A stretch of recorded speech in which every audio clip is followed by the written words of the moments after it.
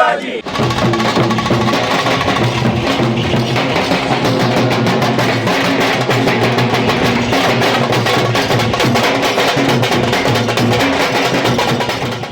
As BJP-led Mahayuti is set to claim a sweeping victory in the state of Maharashtra, the BJP office in Mumbai is gearing up for a big celebration.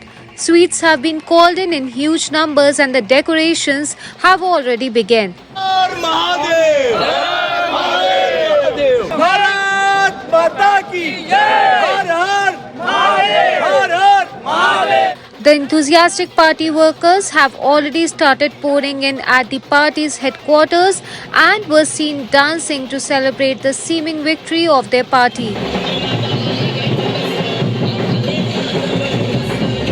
ये सिर्फ कोई party की लड़ाई नहीं थी, ये महाराष्ट्र की भविष्य की लड़ाई थी, युवक के भविष्य की लड़ाई थी और महाराष्ट्र के डेवलपमेंट प्रोग्राम की लड़ाई थी। अभी जो जीत हमारी हो रही है महायुति की, देवेंद्र फडणवीस साहब है, अजित दादा पवार है, मुख्यमंत्री एकनाथ शिंदे, इनके जो कार्यकर्ता है, पदाधिकारी ने जो काम किया है उसमें हमारी जीत अच्छी हो गई है।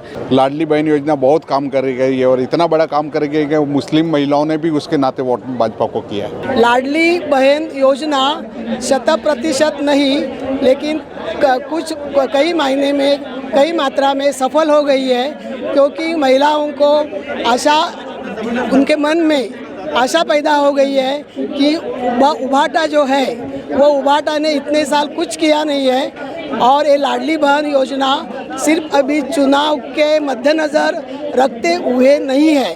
तो ये लाडली बहन योजना जो है आखिर में ज़मीन की ग्रास रूट की जो महिला है उसका उद्धार करेगी। हमारा मुख्यमंत्री देवेंद्र फडणवीस ही होंगे, दूसरा कोई नहीं। सबसे पहले तो हमारे नेता ने धर्म युद्ध का ऐलान किया था, अभी धर्म युद्ध हो चुका है, अभी धर्म की स्थापना करनी बाकी है। अब मैं सबको दरख्वास्त करता हूँ, महाराष्ट्र के सारे नागरिकों को, अभी 2 दिन के अंदर शपथ विधि होने वाली है। मोदी जी के नेतृत्व के अंडर हमारा महायुति का सीएम बनने वाला है। उसी प्रकार से 2.5 साल में महायुति ने जो कामों की गति दी है, उस गति के ऊपर भी लोगों ने विश्वास रखा कि 2.5 साल में इतने प्रोजेक्ट इतने जिस प्रकार से चल रहे हैं, तो ये आगे 5 साल देने के बाद ये महाराष्ट्र को विकास की ओर लेके जाएंगे।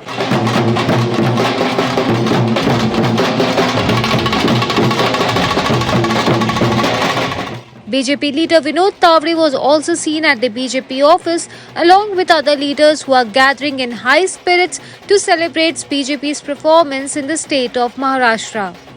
महाराष्ट्र में मतदाताओं ने जो भाजपा महायुति को जबरदस्त जीत दिलाई है, माननीय नरेंद्र मोदी जी के नेतृत्व में एकनाथ जी शिंदे, देवेंद्र जी फडणवीस और अजित दादा पवार, रामदास आठवले आरपीआई के, इन सब ने मिलकर जो चुनाव अच्छी तरह लड़ा, जो सरकार अच्छी तरह चलाई, विशेषकर मुझे लगता है कि प्रत्यक्ष लाभ की राजनीति और अप्रत्यक्ष लाभ की राजनीति होती है। अप्रत्यक्ष लाभ की राजनीति में जो पायाभूत सुविधा होती है, इंफ्रास्ट्रक्चर डेवलपमेंट होती है, वंदे भारत ट्रेन होती है, मेट्रो होती है, सड़क होती है, पानी होता है, और प्रत्यक्ष लाभ में लाडली बहना होती है, किसान सम्मान होता है, जीरो इलेक्ट्रिसिटी बिल का विषय होता है। इसका एक बहुत सुरेख मिलाप एकनाथ जी शिंदे, देवेंद्र जी और अजित दादा ने किया और इसलिए जनता ने पूरा भरोसा रखा। साथ ही 2019 में माननीय शरद पवार साहब ने आदरणीय उद्धव जी को लेकर बीजेपी का अलायंस जो तोड़ा, वो माननीय बाला साहब ठाकरे जी के वोटर्स को पसंद नहीं आया। और जब एकनाथ शिंदे बाला साहब जी का हिंदुत्व का धनुष्यबाण, हिंदुत्व का शिवसेना ये नाम भाजपा के साथ मेन स्ट्रीम में ले आए, तो लोगों ने उनको भी बहुत अच्छी तरह से उसका स्वीकार किया। ये आज दिखाई दे रहा है।